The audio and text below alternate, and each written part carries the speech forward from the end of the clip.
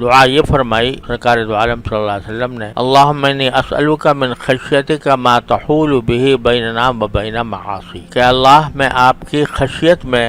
سے اتنا حصہ مانگتا ہوں جو میرے اور گناہ کے درمیان رکاوٹ بن جائے، حائل ہو جائے۔ یعنی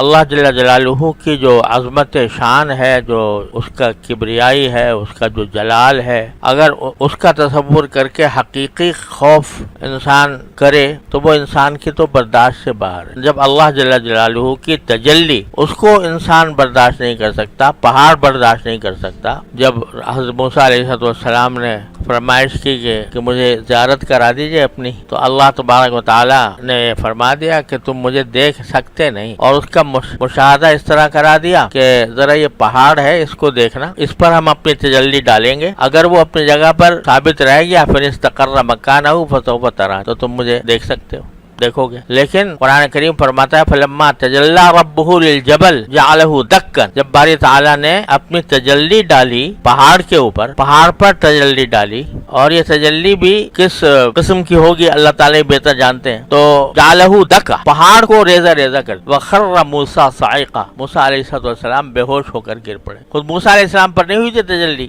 پہاڑ پر ہوئی تھی، پہاڑ گر پڑا، ریزہ ریزہ ہو گیا، اور موسیٰ علیہ السلام صرف پہاڑ کے نظارے کو دیکھ کر بے ہوش ہو گر گئے۔ تو جب تجلی ہو بغیر جلال کے، وہ تجلی کوئی جلال کے ساتھ تو نہیں تھی، وہ تو جمالی کے ساتھ، جب بغیر جلال کے تجلی ہو تو وہ انسان برداشت نہیں کر سکتا، انسان کیا پہاڑ برداشت نہیں کر سکتا، تو اگر تجلی ہو جلال کی اعوذ باللہ تو پھر انسان کیسے برداشت کر پائے گا۔ لہذا مطلب یہ ہوا کہ آپ کی خشیت کی جو حقیقت ہے، یعنی خوف کی جو حقیقت ہے، وہ تو ہماری برداشت سے باہر ہے، تحمل سے باہر ہے، لیکن اتنا خوف ہمیں عطا فرما دیجئے کہ جو ہمیں ہمارے اور گناہوں کے درمیان حائل ہو جایا کرے، کہ جب کسی گناہ کا موقع آئے یا گناہ کا داعیہ پیدا ہو، گناہ کرنے کو دل چاہے، تو آپ کی خوف اتنا آ جائے ہمیں کہ جو ہمیں اس گناہ سے روک دے۔ اسألک خشیتک من خشیتک ما تحول به بیننا و بین معاصی، خشیت تو اتنی عطا فرما دیجئے، اس سے زیادہ کام ہمیں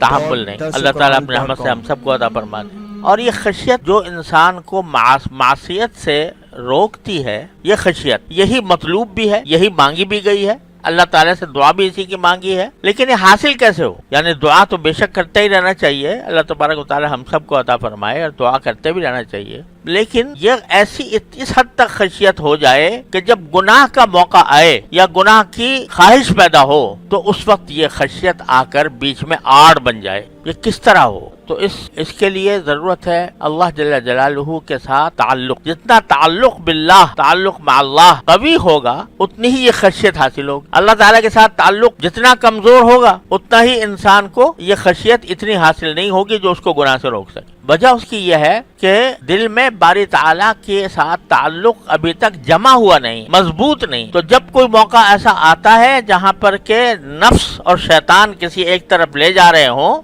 تو اس وقت چونکہ تعلق مضبوط نہیں ہے اللہ تبارک و تعالیٰ کے ساتھ، دل میں پیوست نہیں ہوا، اس واسطے بندہ ہزار تعبیریں کر کے وہ اگر خشیت کو تھوڑی بہت آتی بھی ہے تو اس کو دبا دیتا ہے۔ اس کی مثال یوں سمجھے کہ کوئی بے حیائی کا کام ہے، اعوذ باللہ، آج کل تو بے حیائی کا سیلاب ہے، بے حیائی کا کام ہے، اگر دل میں وہ بے حیائی کا کام کرنے کا خیال آیا، خواہش پیدا ہوئی کہ یہ کام کر کے میں لذت لے لوں، میں مزہ لے لوں، تو ایک عام آدمی بھی جب وہ کام کر رہا ہو یا اس کا داعیہ پیدا ہو رہا ہو، دل مچل رہا ہو کہ وہ کام ضرور کروں، باپ آ کے کھڑا ہو گیا سامنے، کہاں جائے گا وہ داعیہ، کہاں جائے گی وہ خواہش، یہ جو کہہ رہے جی مجبور ہو گیا، میں خواہش سے مجبور ہو گیا، نفس کے ہاتھوں مجبور ہو گیا۔ ارے بھائی، جس وقت وہ نفس کے ہاتھ مجبور ہو رہے ہو اس وقت میں تمہارا باپ آ کے کھڑا ہو جائے، تمہارا بھائی آ کے کھڑا ہو جائے، تمہاری ماں آ کے کھڑی ہو جائے، تمہارے استاد آ کے کھڑے ہو جائے، تو وہ رہے گی وہ خواہش؟ کہو گے جی میں کیا کروں، مجبور ہو گیا، استاد کے سامنے بھی کر رہا ہوں، باپ کے سامنے بھی کر رہا ہوں، بھائی کے سامنے بھی کر رہا ہوں، کیوں نہیں؟ کیوں اس وقت وہ